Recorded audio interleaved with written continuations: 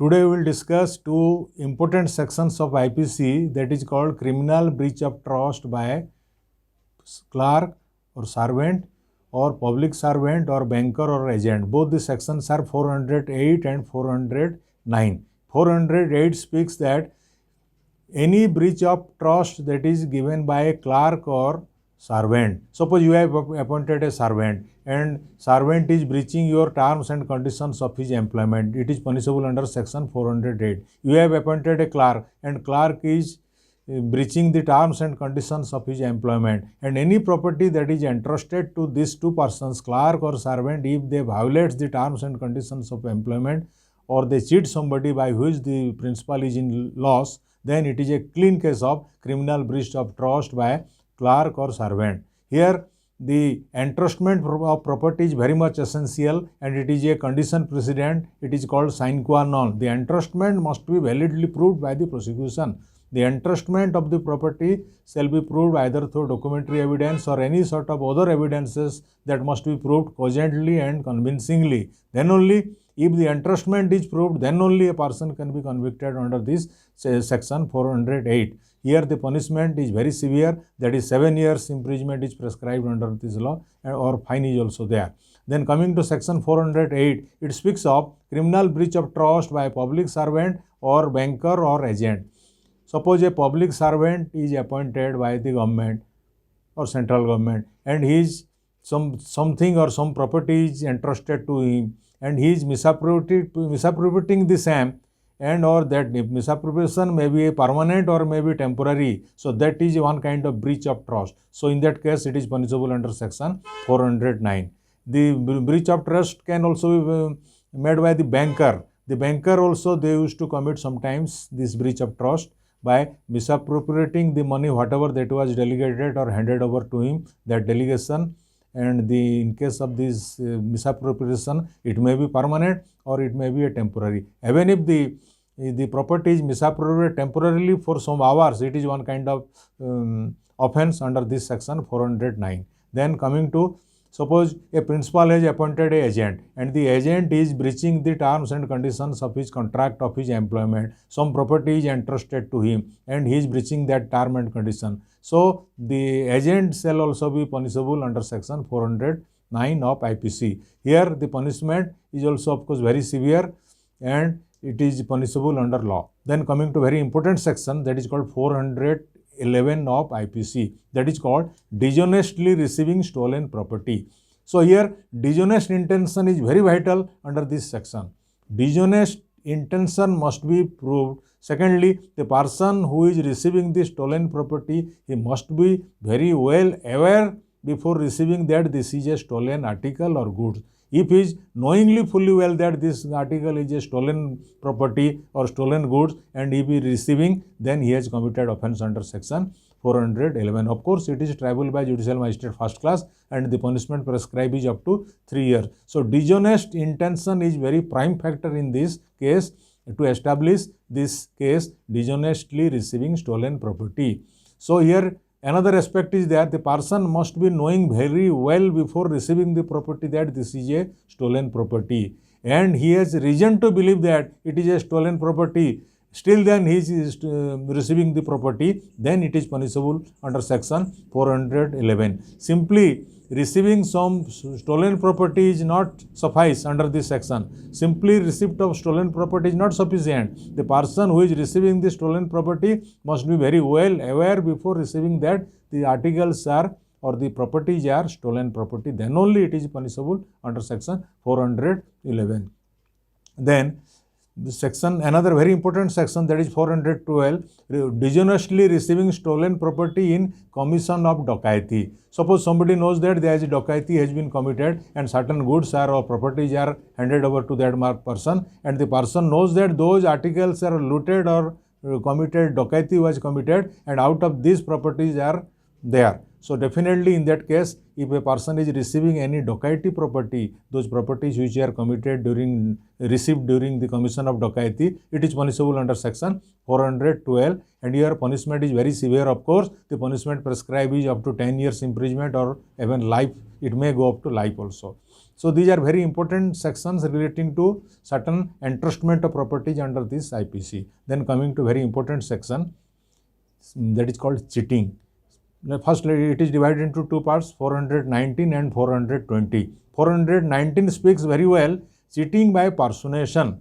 What is the meaning of the term personation? Personation means I am representing some other person even though I am not them. Suppose I am saying that I am the district magistrate of a particular area, but of course I am not a district magistrate, and out of that I am cheating somebody, or somebody has been cheated by my action or by my this mispersonation that I am district magistrate. Then only it is punishable under section 419. So here punishment of course is 3 years, and it is of course a valuable offence. That means here first the offence is the person is not that person to whom he is impersonating. That is called impersonation, and by that he will gain something and somebody will sustain some loss. Loss and gain must be there. By that mispersonification, if somebody is gaining something or he by the applying the method of cheating, then it is clean case of 419 punishable under this act. Then coming to section 420, it is called cheating and dishonestly inducing delivery of property. Here it is divided into two parts. First part is called cheating. Second part is dishonestly inducing delivery of property. By this cheating, somebody will be induced by the accused to deliver certain property. So definitely wrongful loss and wrongful gain must be there. So here first prime important factor is dishonest intention.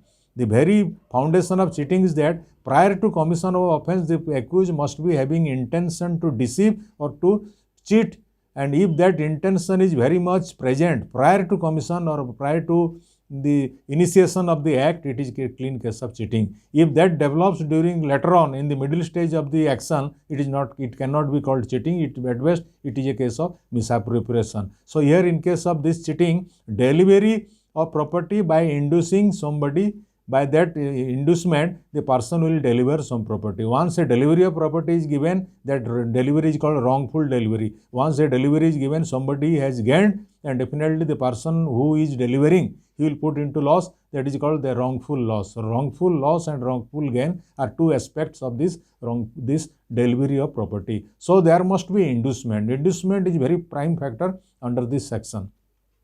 Inducement means somebody will induce somebody, out of that inducement he will believe something to be true, and basing on that belief he will deliver that property. So it is clean case of 420. So here punishment is also very severe. Punishment is prescribed. Punishment may go up to 7 years of imprisonment, and and in case of suppose a company has deceived, it is also punishable. Company is a jurisdict person.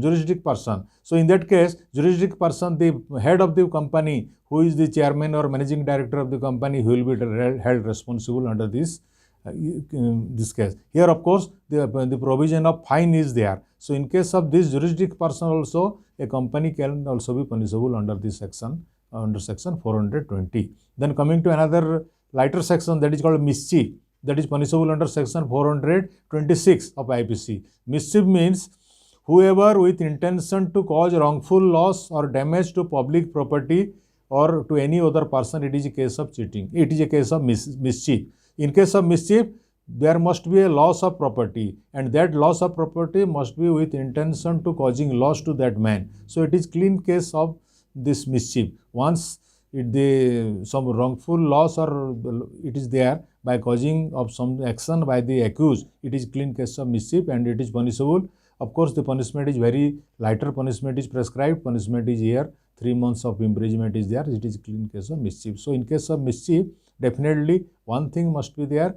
There must be causing of loss or damage to the property by the action of the accused. So it is clean case of mischief. Then coming to another section relating to trespass, that is called house trespass, punishable under section 448. House trespass means when a person without any permit or without any license enters into another person's premises without any authority, it is clean case of house trespass. Here sometimes with intention is there, or sometimes also without any intention. Once it is with intention, it is clean case of house trespass, and For that, the punishment is also prescribed is very not so very severe punishment. 1 year imprisonment is there, or sometimes the fine is also imposed. So this is trespass relating to offence under section 448. Then we will discuss 2 or 3 very important sections, 468, 471. These are very 2 important sections relating to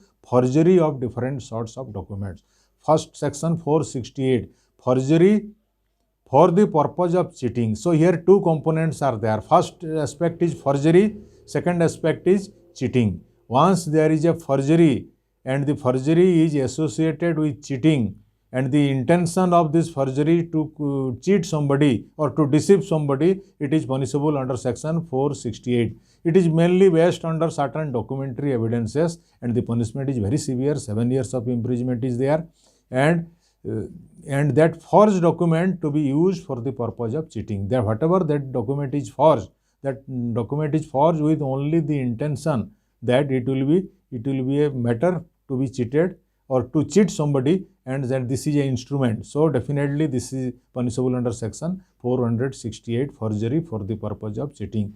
Then section 471, using a forged document to be genuine. Somebody knows that this is a forged document, still then he is using that document forged to gain something by making loss of others. It is a case coming under section 471. It is called forgery for the purpose of cheating.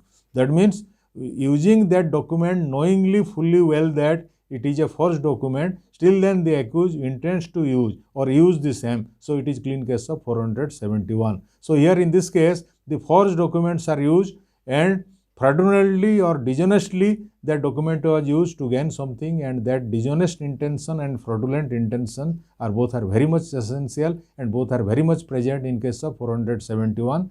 And the person who knows that this is a forged document, still then he is using the same to be genuine, that in that case it is applicable, section 471 is applicable. So here these 2 sections 468 and 471 bothly relating to forgery of different types of documents and many other things. And here by this forgery, the main intention of the person who is committing forgery, that he will cause loss to somebody and he will gain side by side. Then we will discuss certain documents relating to counterfeiting of currency or different types of notes, bank notes. That means these are all punishable under section 489A, 489B, 489C and 489D. These 4 sections are there relating to counterfeit of different types of currency notes. First is 489A, counterfeiting a currency note or bank note. So here, if somebody is counterfeiting any bank note or currency or some bank note, that to gain something by using that bank note, a forged bank note or counterfeiting note, he will gain something, then it is punishable under section 489A. Then 489B, using genuine any counterfeit notes. That means here punishment is of course very severe, 10 years imprisonment is prescribed. 489B, using as genuine any counterfeit note. You know that this note is counterfeit and you try to circulate that in the market or some place so that it will be used. By that you will gain that money. So in that case, this is the intention is very much present. Once the intention is malafide intention is there, the punishment is very severe. That's why 10 years of imprisonment is prescribed under this law. Then we will come to another section 489C, that is called possession of counterfeit notes. Of course, it is a very lighter offence. Offence is available under this act, and here the person who is possessing the same, he must be having knowledge that it is a counterfeit notes. That means here simply possession is punishable under this law 489C. Of course, it is a available offence. So here simply possession. If a person knowing that it is a counterfeit notes and is in possession of the same, then it is punishable under section 489C. If somebody do not know it is a counterfeit notes, but mistakenly he is possessing in his possession, it is not punishable under section 489C. In this way, it is distinguishable. So intention or knowledge is very much vital thing to decide whether it is coming on to attract the case under section 489C or not. Then coming to another section 489D, possessing the instrument for forging notes. That means if accused is possessing certain instruments or machinery for publication or printing of these currency notes, it is punishable under section 489D, and this possession of this machinery or instruments is punishable under section 489D. Here punishment is very severe and punishment go up to 10 years of imprisonment. It is non-bailable, and all these offences are triable by session judge, session tribal cases, because all the punishments are very severe, because it is a loss to government and Indian economy. And if somebody is preparing notes or possessing or circulating this currency notes, it is punishable under this different section 489A to 489D. In this way, these sections are very important, and all the sections are committed to the court of session after charge sheet is submitted by the. So normally, in case of the session cases, what happened? So once a case is there, charge sheet is submitted by the police to the concerned magistrate or that judicial magistrate. After that, he will commit the case to court of session. After committal of the case to the court of session, then the session case will be taken up, charge will be framed. After charge, then hearing will be taken up. So these are the certain procedures that is envisaged under our session tribal cases, and all these offences are triable by session method. Then we will discuss very important sections relating to cohabitation caused by a man deceitfully inducing to be a belief of lawful marriage. It is punishable under section 489. So here deceitful means and cohabitations and dishonest intention and another belief in the mind of that woman that she is lawfully married to that man. So here cohabitation is a must, and the cohabitation must be made deceitfully. And what is the intention of why the person will deceive? The person will deceive the woman on the belief that the woman will believe that already she is married to the man and the marriage between these two persons are lawful. So once the belief is there and a person is continuously coming in relation with a woman and with this deceitful means, then it is attracting section 493. So here one thing we have to remember, promise to marry and keeping relation is not punishable under this section. Sometimes under this section, sometimes the police and the prosecutors, they used to confused that promise to marry and keeping a relation with a woman.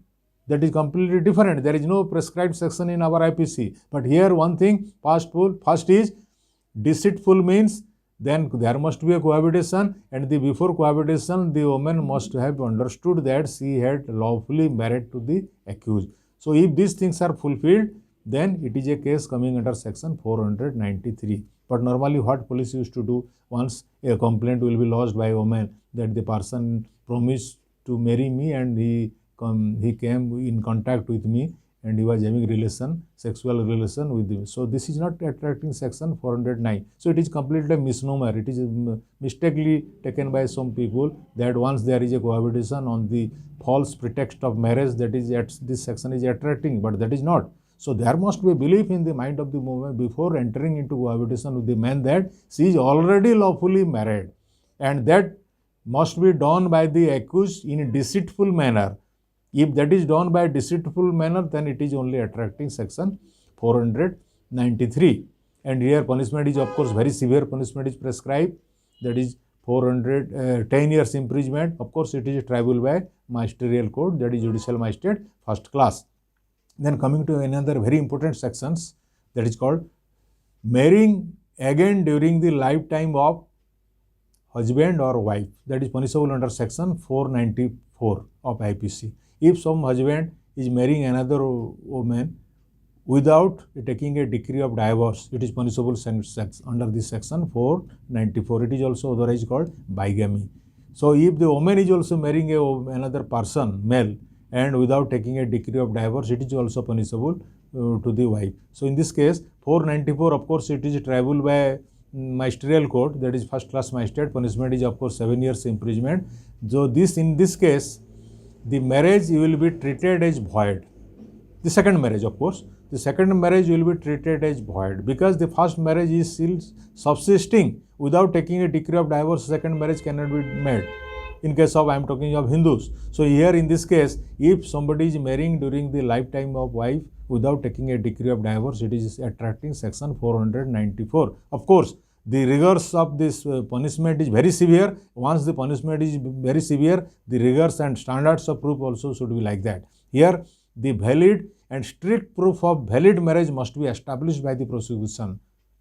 Then only a conviction can sustain to the accused. What are the grounds that is given under this valid marriage? Just like Yajna Homa, Saptapadi, and these many rituals are there. These rituals must be established very cogently. If the rituals are established, then only it will be said that there is a valid marriage, and basing on that valid marriage, the person accused can be convicted under law under the section 494. So this is relating to offences of marriage.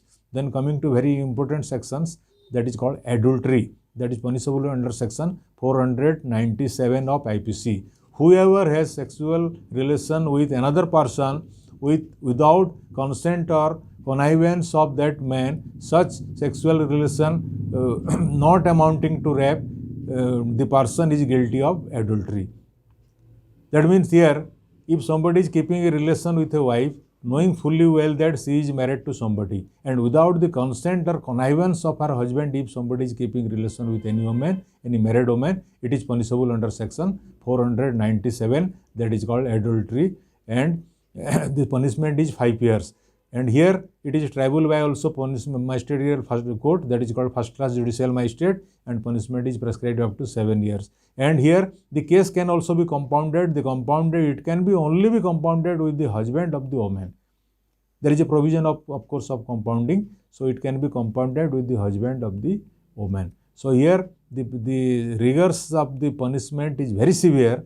So the standard of proof is also very severe. It should be very severe. So here, if that relation is kept by the accused with any woman, knowing fully well that she is married to somebody, then that type of relation or keeping relation is called adultery. Here, the punishment is given to only accused, male person. The punishment cannot be given to that woman or lady. So this is the only miracle in this section under section 497. Then we will come to discuss very important section relating to torture to a woman for the demand of dowry or for demand of dowry or torture to any woman in relations to asking for relation to money. So it is punishable under section 498A. It speaks that cruelty to a married woman by husband or anybody relative of husband in relations to demand of dowry. So cruelty is very much vital in under this section, and this cruelty